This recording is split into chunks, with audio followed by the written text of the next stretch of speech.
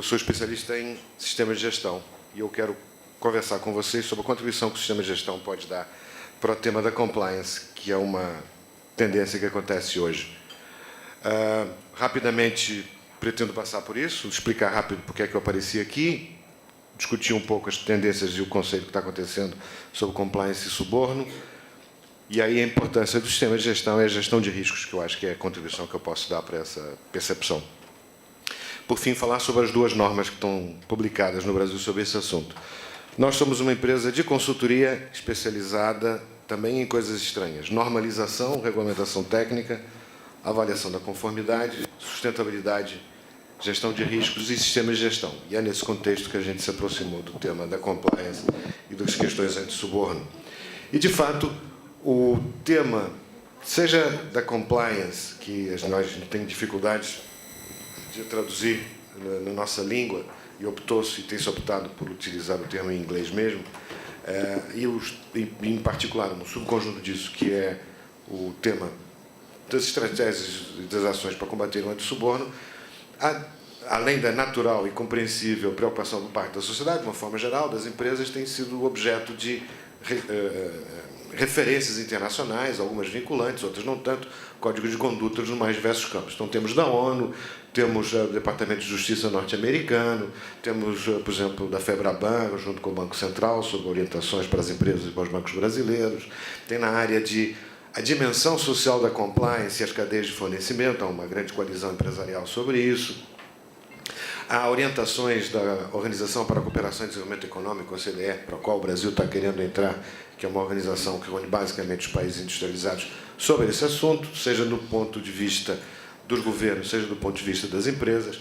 Isso é uma crescente proliferação de referências e que acabou, entre outras coisas, por desaguar num determinado ponto, que é o interesse em se desenvolverem normas internacionais, as normas técnicas, não as normas que os advogados chamam, que se trata de regras jurídicas, mas documentos consensuais voluntários internacionais, neste caso desenvolvidos pela ISO, Organismo Internacional de Normalização, que tem mais de 12 mil normas publicadas. Vocês conhecem a ISO 9000, alguns de vocês conhecem a ISO 14000, mas tem mais uma porção delas. E a ISO tem cada vez mais começado a se debruçar, por demanda da sociedade, das empresas, em temas que seriam novos.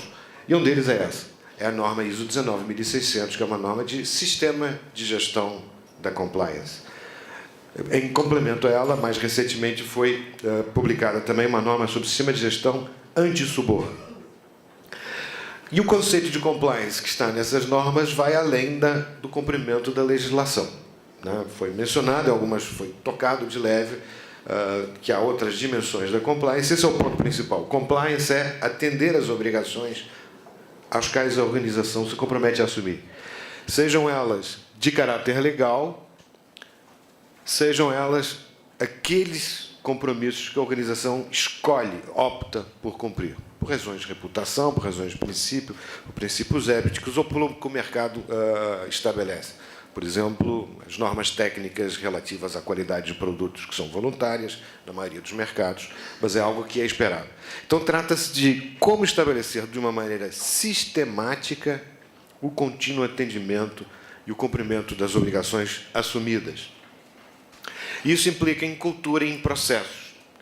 Esse conjunto de normas foi desenvolvido com participação de especialistas de muitos lugares do mundo. É um comitê da ISO específico que está encarregado. Esse comitê teve uma expansão do seu escopo. O Brasil é um dos membros participantes.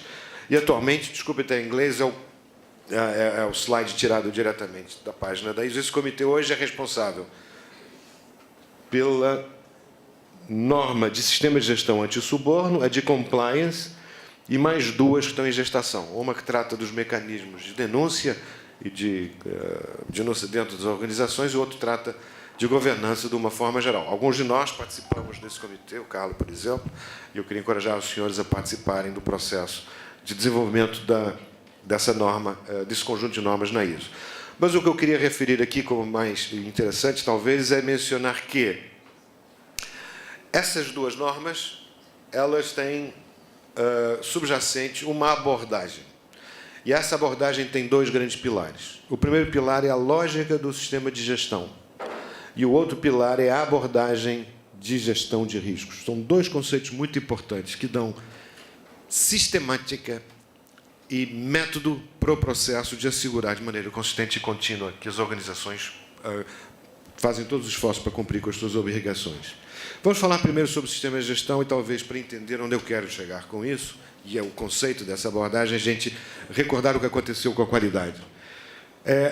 Durante grande parte da história, até ao início do século XX, falava-se em controlar a qualidade. Muita gente ainda fala em controle da qualidade. Controle da qualidade significa verificar se alguma coisa foi feita de acordo com o planejado. E aceita ou rejeita. E isso sofisticou-se muito. A partir do século XX, técnicas estatísticas, métodos preditivos, uma tralha de coisas que foi montada, mas tudo tinha, ao fim, o mesmo resultado. Você estava fazendo autópsias. Deu certo, não deu certo. Não deu certo, volta para trás e faz de novo. E tentou-se pensar como fazer para não correr o risco de não dar certo. Isso foi crítico em indústrias como a indústria aeronáutica, a indústria nuclear, onde, se houvesse uma falha, talvez não houvesse gente viva para relatá-la. Portanto, teve que se passar a encarar o problema de outra maneira. Como assegurar a qualidade, em vez de como controlar. E esse é o caminho, de pensar que, para fazer isso, a maneira é de incluir isso na gestão da organização. Desenvolveu-se, então, o conceito de garantia da qualidade. E aí, então, pensou-se, vamos fazer a qualidade ser um dos objetivos da gestão. Porque esse negócio de gestão já tinha dado certo com o dinheiro. Qualquer empresa tinha gestão financeira, qualquer empresa planejava o lucro pretendido e perseguia isso. Foi aplicar os princípios da gestão mais desenvolvida na área financeira para outros problemas, para a qualidade. E deu certo. Foi uma revolução tecnológica, foi talvez uma das mais importantes revoluções tecnológicas do século XX. Permitiu, por exemplo, o fenômeno da globalização, a produção distribuída, a explosão brutal que houve no comércio internacional, que é 5, 7 vezes o crescimento econômico que tem acontecido ao longo do tempo. Então, chegou-se à conclusão que a maneira de assegurar um resultado pretendido é através da gestão. E que não é só um conjunto de técnicas, mas é um processo, um sistema que tem que funcionar, que dá base a essas técnicas.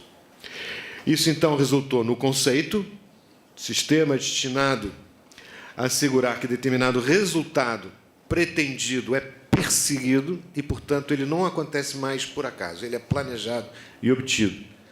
E aí, então, tem essa definição, que é uma definição quase como um haikai japonês. Sistema para estabelecer políticas e objetivos para atingir esses objetivos.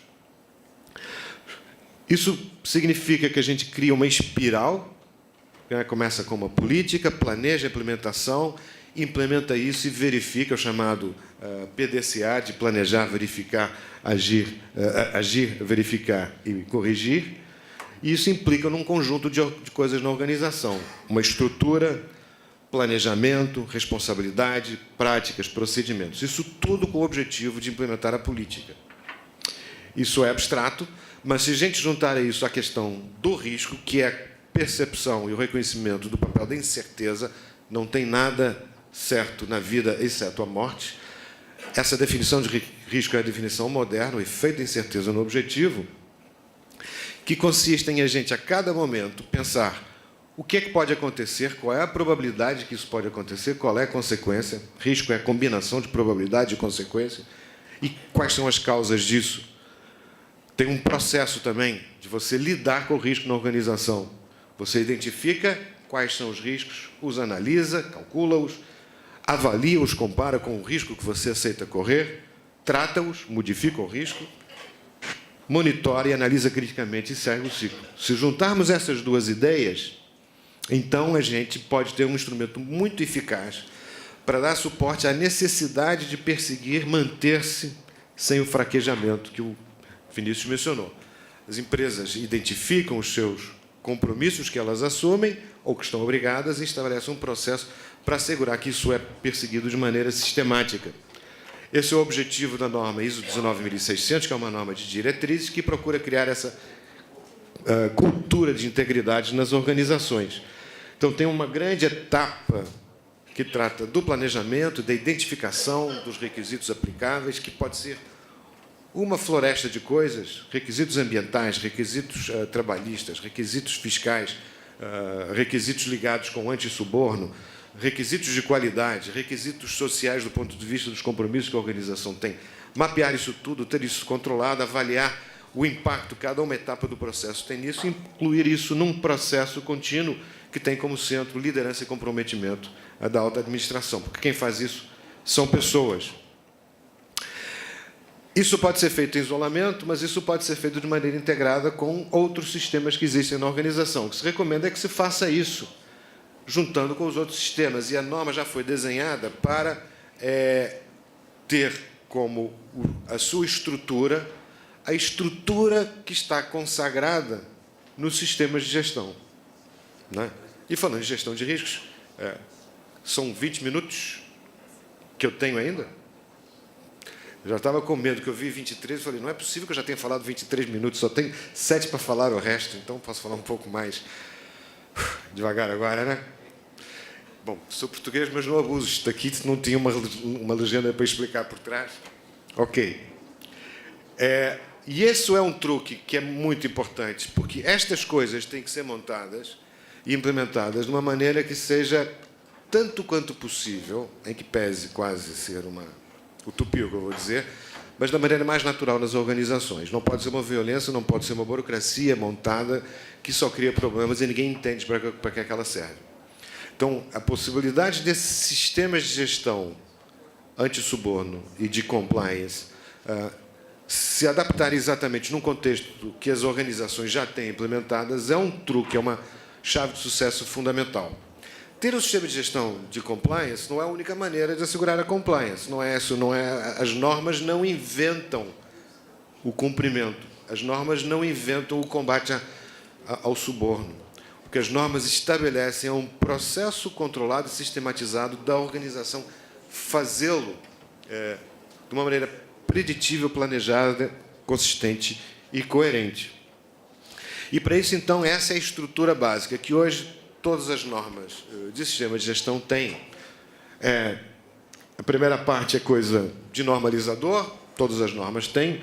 O cerne da questão está nos capítulos 4 a 10. Então, começa com entendendo o contexto da organização. Isso quer dizer o quê? A organização tem que se entender a ela, entender o contexto em que ela funciona, a sua cultura organizacional, e o contexto onde ela está atuando.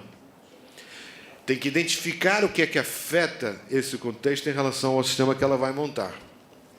Por exemplo, do ponto de vista de compliance e anti-suborno, quais são as culturas, quais são os lugares onde ela está operando, quais são os graus de risco inerentes a determinados ou associados a determinados tipos de atividade, para ela poder desenhar um sistema que faça sentido em relação à escala dos desafios que ela tem que enfrentar. E ela tem que entender a cultura interna também, e trabalhar essa cultura interna, seja geográfica, seja social, seja empresarial, seja tecnológica, de forma que as respostas que ela prevê, que estabelece para isso, sejam eficazes e tenham escala suficiente e sejam apropriadas para lidar com esses aspectos. É crucial aqui, na definição do contexto, ter essa percepção do risco, o risco inerente, o risco associado a cada uma dessas atividades. Depois, tem o ponto central de qualquer sistema de gestão. Nosso secretário de Justiça falou com muita frequência do papel do prefeito, em que procurou com isso exemplificar que, para a administração, no caso do município de São Paulo, várias dessas iniciativas darem certo, elas dependem de uma liderança muito concreta por parte de quem tem autoridade para isso.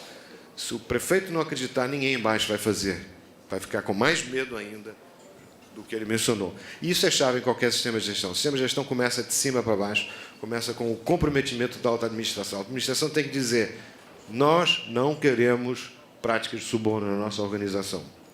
Nós queremos, de fato, estar cumprindo com os compromissos que a gente assume.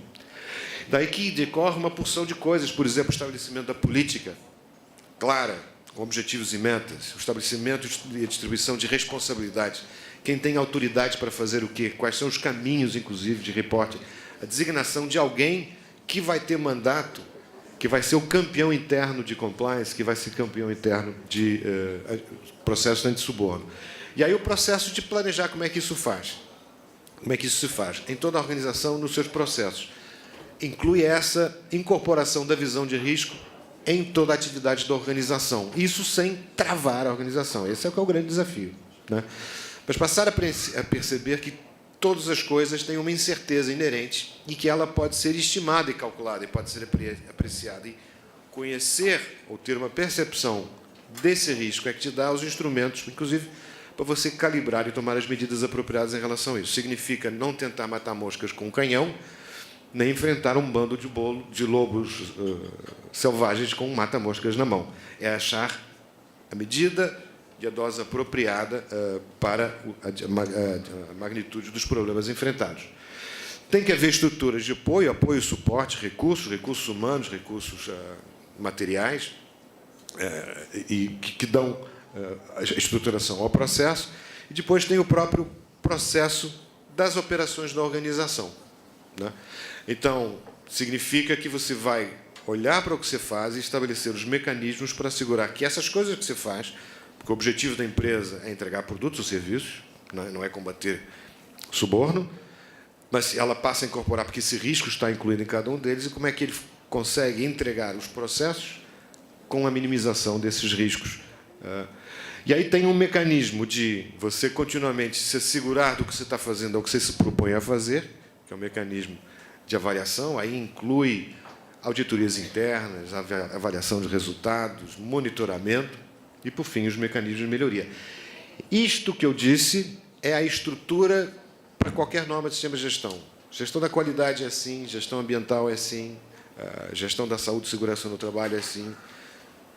E isso foi estabelecido como a estrutura também para as normas de gestão da compliance e gestão anti-suborno, com as peculiaridades e as particularidades inerentes a isso.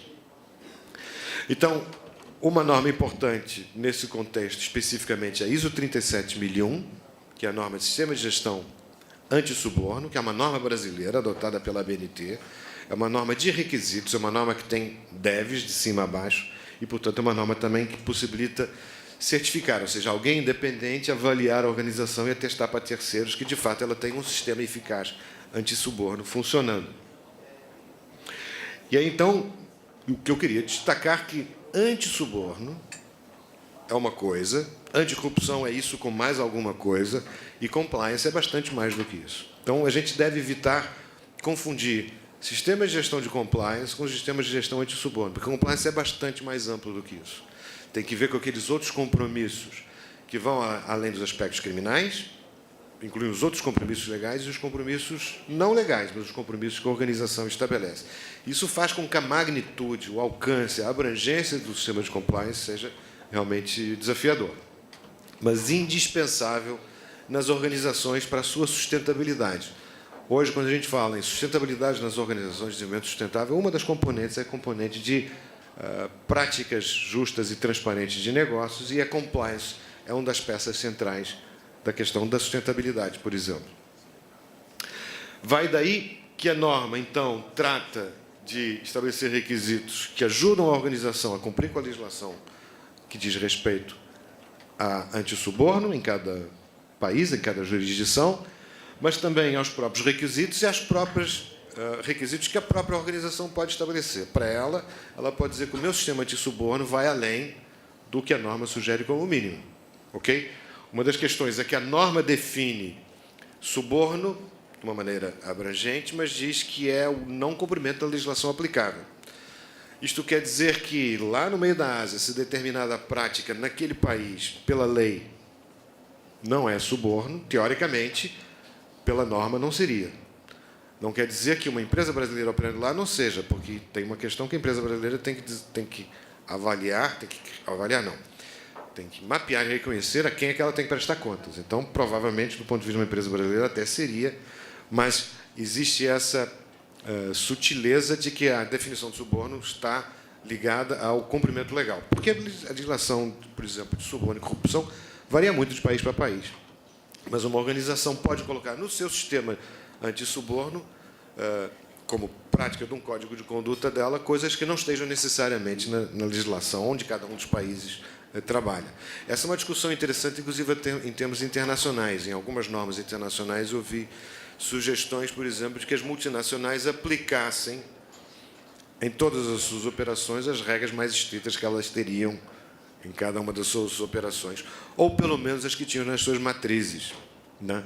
Para evitar o fenômeno que acontece, por exemplo, em alguns aspectos ambientais, em alguns segmentos de negócio que têm nas suas matrizes regulação muito mais estrita, e em mercados, em países com uma regulação não tão desenvolvida, eles aceitam e dizem, não, estou cumprindo a lei. Lá isso é exigido na Alemanha, mas aqui não é exigido, então eu cumpro com a lei aqui. É uma discussão interessante do ponto de vista das tendências internacionais, mas, de qualquer das maneiras, cada vez é mais caro para o tema da compliance e para o tema do antissuborno a reputação, a imagem da organização. E, portanto, isso faz com que, nesse caso, as empresas tenham que levar em conta o ditado que César dizia, que a mulher de César não basta ser honesta, tem que parecer honesta, então os mecanismos têm que estar aí de forma que dê confiança às diversas partes interessadas de que o discurso, os propósitos anunciados da organização são, de fato, implementados. Então, esse é um ponto que é bastante crítico e faz com que haja uma dinâmica que começa pelas grandes empresas e afeta os seus fornecedores, inclusive as pequenas empresas, em relação aos temas de compliance. Então, compliance começa como uma coisa de grandes empresas, só que, hoje em dia, não é mais um problema só de grandes empresas. É um problema que afeta as pequenas e médias empresas. E afeta de dois modos, pelo menos. O primeiro deles é das pequenas empresas como vítima, quando elas são fornecedoras das grandes, em que, naturalmente, as grandes têm que implementar o que dizem que fazem, os seus processos de avaliação dos seus fornecedores, do deals, etc. e tal. Isso implica um custo maior, potencialmente, de transação para fornecer para as grandes. Antes, o cara tinha que mandar uma proposta de preço, com a descrição, agora tem que preencher uns formulários de compliance, do diligence, ele não sabe necessariamente bem o que é aquilo, e tem um contrato que se fechava em 15 dias, agora pode levar 2 meses, 3 meses. Então, esse é um ponto, uma possibilidade que afeta as pequenas empresas do ponto de vista de compliance, como fornecedoras das grandes, de uma complexidade adicional do processo de transação. E a outra é que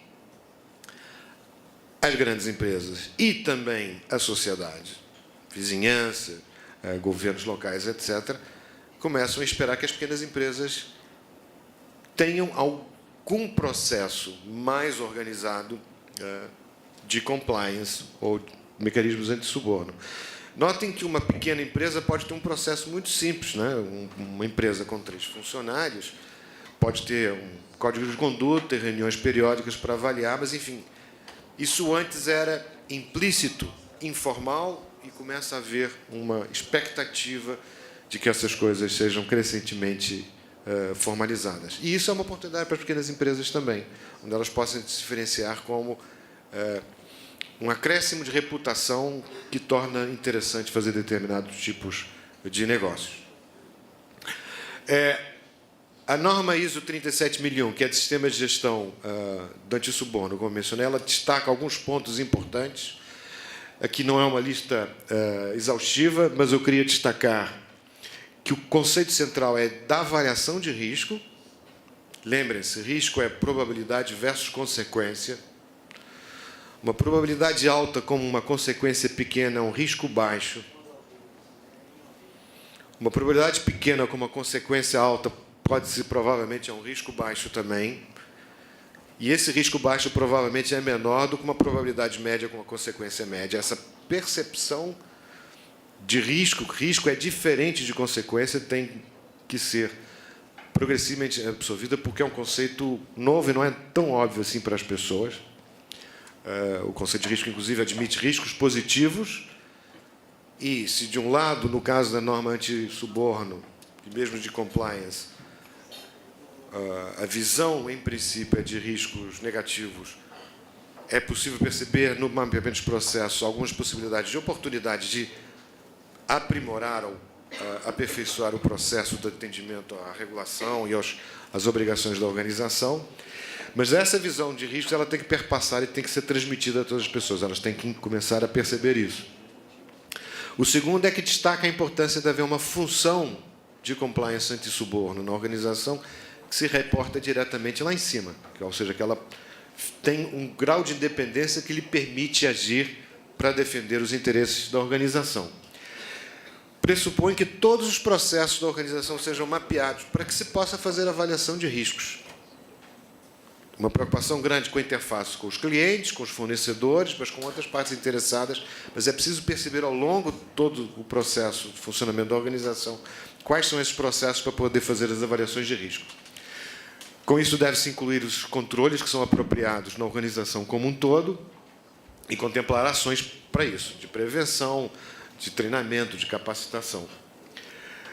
Isso abrange, inclusive, de maneira clara, estabelecer procedimentos para um conjunto de coisas que antigamente era olhado, em grande parte, com uma certa condescendência, um certo informalismo, coisas como o que se chama hoje fornecimento, aceitação de presentes, hospitalidades, doações, benefícios, etc., que são entendidos ou podem ser entendidos como doações. Então, por exemplo, eu, às vezes, participo de organização de seminários como esse. Era típico, a gente organizou o seminário, convida o palestrante, a gente oferece pagar a passagem. Agora, às vezes, quando a gente convida alguém, a pessoa diz: eu tenho que falar com o meu compliance para saber se eu posso aceitar que você pague a passagem para eu ir e dar uma palestra para você. Isso, de novo, tem que ver com... Mas é uma mudança de percepção e de atitude em relação a isso. Desculpem. E há um ponto importante que a norma chamou de o canal para lidar com preocupações.